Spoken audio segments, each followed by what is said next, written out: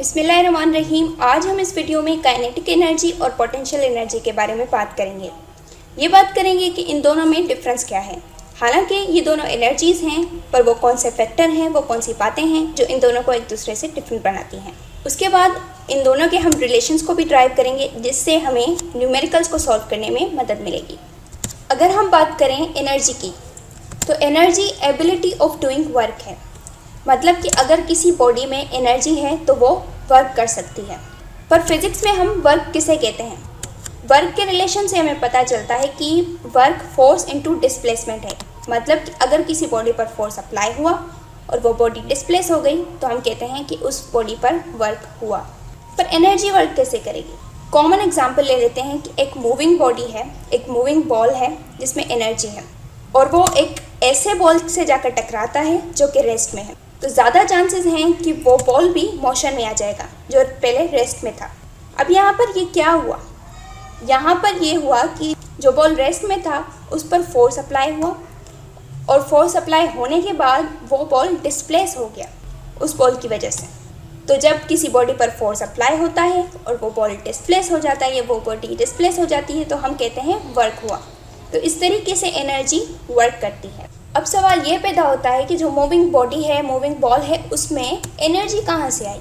According to law of conservation of energy, energy neither be created nor be destroyed but it can be transfer from one form to another form. मतलब कि हम energy को बना तो नहीं सकते, ना ही उसको डिस्ट्रॉय कर सकते हैं, ख़त्म कर सकते हैं, पर उसको एक फॉर्म से दूसरी फॉर्म में कन्वर्ट कर सकते हैं। तो उसको समझने के लिए हम एक कॉमन एग्जाम्पल लेते हैं।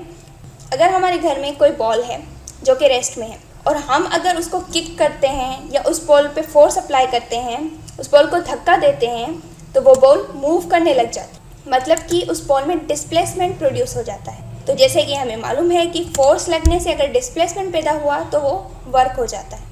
तो मतलब कि हमने उस पर वर्क किया, ये बॉल है उस पर वर्क किया, और जब वो बॉल मोशन में आ गई तो उसमें एनर्जी प्रोड्यूस हो गई। तो इस कॉन्सेप्ट की वजह से हम एनर्जी को वर्क के इक्वल कहते हैं।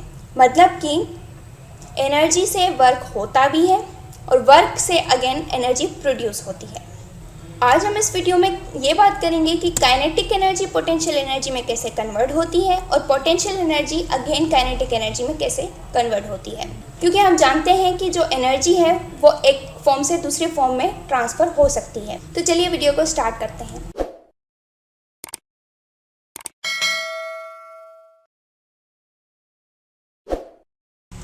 सबसे पहले बात करते हैं काइनेटिक एनर्जी की। काइनेटिक एनर्जी उस टाइप की एनर्जी है जो कि मोशन की वजह से प्रोड्यूस होती है। अगर कोई बॉडी मोशन में है तो उसमें जो एनर्जी प्रोड्यूस होगी उसको कहते हैं काइनेटिक एनर्जी। बॉडी मोशन में कब आ सकती है? जब मूविंग बॉल मूव कर रहा हो तो उसमें काइनेटिक एनर्जी होगी क्योंकि वो मोशन में है। विंड मिल्स में जो फैन मूव कर रहे होते हैं उनमें काइनेटिक एनर्जी होती है। मूविंग कार होती है उसमें काइनेटिक एनर्जी होती है। बुलेट अगर गन से फायर होती है तो उसमें काइनेटिक एनर्जी होती है क्योंकि वो मूव करती है। अगर हम वॉक करते हैं या हम रन करते हैं तो उसमें भी हमारे बॉडी में काइनेटिक एनर्जी प्रोड्यूस होती है क्योंकि हम मोशन में होते हैं। साइकिलिंग करने से काइनेटिक एनर्जी प्रोड्यूस होती है।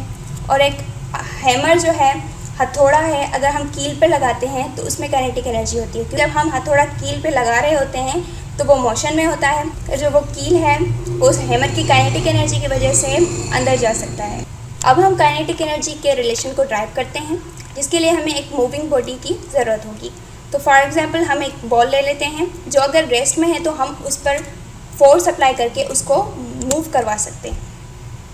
और जब वो बॉल मूव कर रहा है तो उसकी इनिशियल वेलोसिटी v के इक्वल है, और वो बॉडी जब डिस्प्लेसमेंट कवर कर देती है मूवमेंट के बाद, और हम ये ऑब्ज़र्व करते हैं कि डिस्प्लेसमेंट कवर करने के बाद एक वक्त ऐसा आता है कि वो बॉल रुक जाती है। उस बॉल की जो फाइनल वेलोसिटी है वो 0 हो जाती है।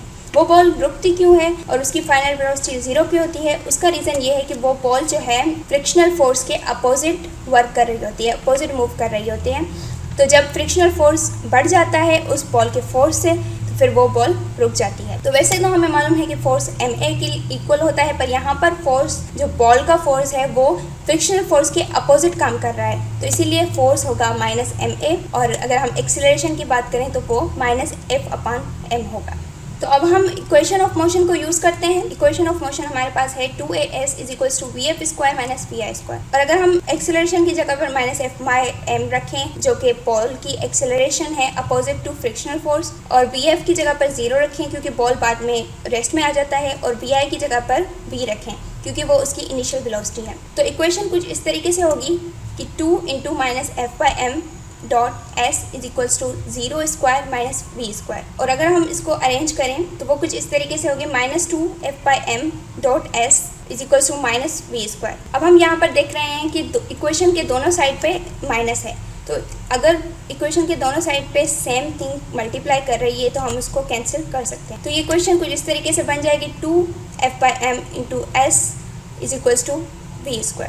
अगर हम m को दूसरी साइड ले जाएं, यहाँ पर m डिवाइड हो रहा है तो दूसरी साइड मतलब कि v² के साथ जाकर मल्टीप्लाई हो जाएगा, तो इक्वेशन बन जाएगी 2f.s = mv²। और इस 2 को भी अगर इक्वल के उस तरफ ले जाएं तो इक्वेशन बन जाएगी f.s = 1/2 mv²। यहाँ पर गौर करने की बात यह है कि f.s वर्क के इक्वल होता है, और हम जानते हैं कि वर्क एनर्जी के इक्वल होता है, और यहाँ वर्क की वजह से मोशन हुई है, तो मोशन की वजह से जो एनर्जी प्रोड्यूस होती है वो काइनेटिक एनर्जी होती है, तो इसीलिए काइनेटिक एनर्जी का फॉर्मूला है 1/2 mv²। अगर हम बात करें पोटेंशियल एनर्जी की, तो वो एक ऐसी एनर्जी है जो बॉडी में स्टोर होती है पोजीशन की वजह से या हाइट की वजह से। अगर हम किसी बॉडी को अर्थ की लेवल से ऊपर ले जाएं, लिफ्ट करें उसको, तो उसमें पोटेंशियल एनर्जी प्रोड्यूस होती है, पर वो ग्रेविटेशनल पोटेंशियल एनर्जी है क्योंकि वो ग्रेविटेशनल फील्ड की वजह से प्रोड्यूस हुई है। पोटेंशियल एनर्जी तब भी प्रोड्यूस हो सकती है जब हम किसी बॉडी की कॉन्फ़िगरेशन में चेंज करें, उस बॉडी के शेप में चेंज करें। जैसे कि हमारे पास एक इलास्टिक स्प्रिंग है और अगर हम उसको कंप्रेस करते हैं, इलास्टिक स्प्रिंग को कंप्रेस करने के बाद